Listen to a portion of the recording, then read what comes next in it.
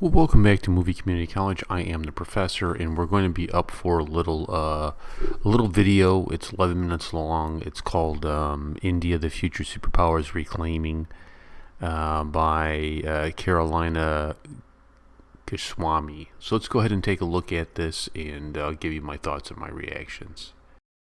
In the year of 1947, the British decided to leave India. But just before they packed their bags, they had made India bleed even more by pushing it into a deadly civil war.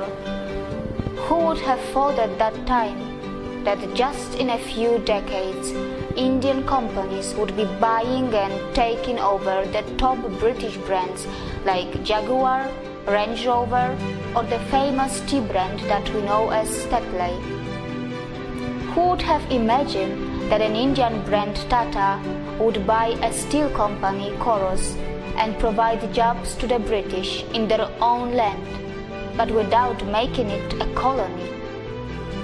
Actually, I will not be very surprised if this video will shock the international community a bit. When you hear the word India, the images that come to your mind are something like this. When the media in your country talks about India, they show you clips like this. But what they are not showing you, and what they are actually hiding from you, is that India also looks like this. Who could have thought a few decades earlier that the British government would be panicking and calling a special session of parliament when an Indian company Tata would decide to sell their brand Coros, which would be making thousands of British jobless? Who could have thought that in just a few decades after the independence from the British, an Indian company Tata would actually become the biggest private sector employer of the UK? It took just a few decades for the Indians to show what they were capable of, and all of this was done in a complete fair business environment, not by colonizing, looting and killing as the British did. And I am not talking about just one Indian brand. Today, there are many brands and individuals from India who are creating huge business empires on the land of the UK. But Indians are not here to take any revenge or prove a point. They are just doing what they have been always good at. And that is not just yoga, Ayurveda or IT. Indians, who are the masters of spirituality, are also masters in business. Indian economy has finally gained momentum, and mind you, it has not got to the fifth gear yet. Probably it is still in the second gear, but what is surprising that even in the second gear, it has already become the fastest growing major economy in the world, already taking over China in that regard. And India still has so much of unutilized potential which is lying in its reserves. Now let's talk about the major industries of India. IT sector. India is the world's largest sourcing destination for the information technology industry, accounting for approximately 67% of the 124 to 130 billion US dollars market. India ranks third among global startup ecosystems with more than 4,200 startups. Science and technology. India, a country which is a nuclear power, also ranks third among the most attractive investment destinations for technology transactions in the world. The Indian Space Research Organization, ISRO, has completed its mission of developing India's independent navigation system by launching Indian Regional Navigation Satellite System, which means India has its own version of what in the West we know as GPS.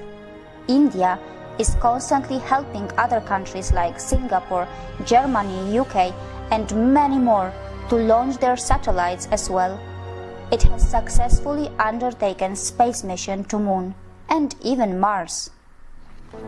Pharmaceuticals sector. The Indian pharmaceuticals market is the third largest in the world in terms of volume, and India is the largest provider of generic drugs. Gems and jewelry sector. India is one of the largest exporters of gems and jewelry in the world. They are a hub of semi-precious and precious stones. How many of you actually knew that 95% of diamonds in the world are cut, polished, and processed in India? And most of it happens in just one city of India, that is called Surat. Healthcare sector. India is fast becoming a hub of medical tourism of both types of healthcare, modern medicine and natural, which includes Ayurveda and other natural treatments.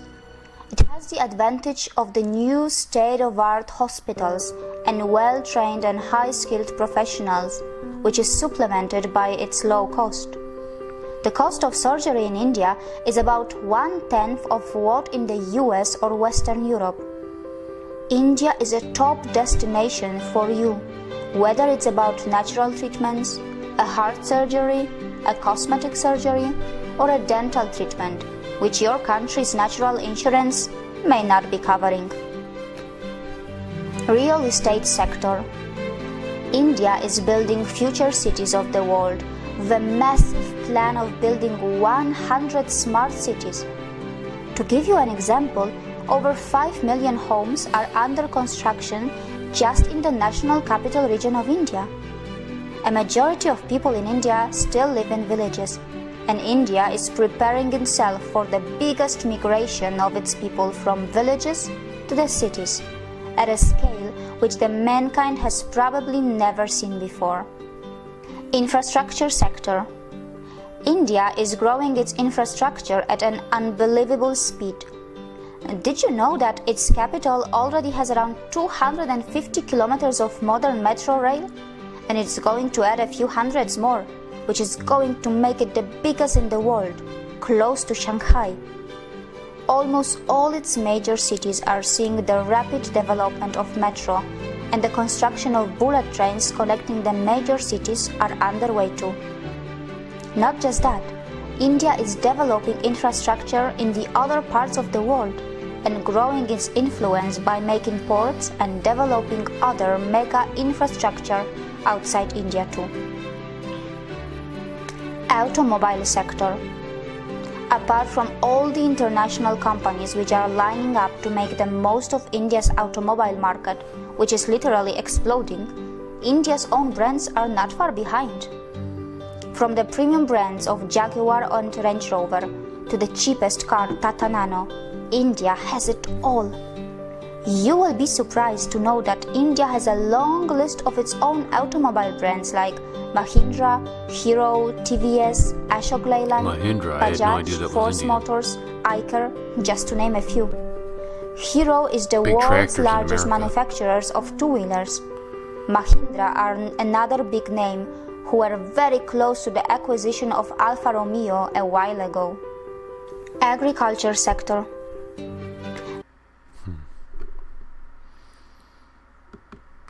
Well, I'm gonna stop right there. It goes on and on, going through all the sectors. Fascinating stuff that India. I mean, it is. Before I got involved doing the trailer reactions and getting to know some of my Indian friends here on the internet, what was my opinion of India? Kind of what she showed in the news. I saw trailers for Slumdog Millionaire. I knew a little bit of Bollywood, but I wasn't really sure what it was. I kind of thought of it as a home for outsourced IT jobs, help desk jobs. Here in the States, it's not uncommon when you have a problem with your computer to call and somebody has an Indian accent. It sounds Indian at least.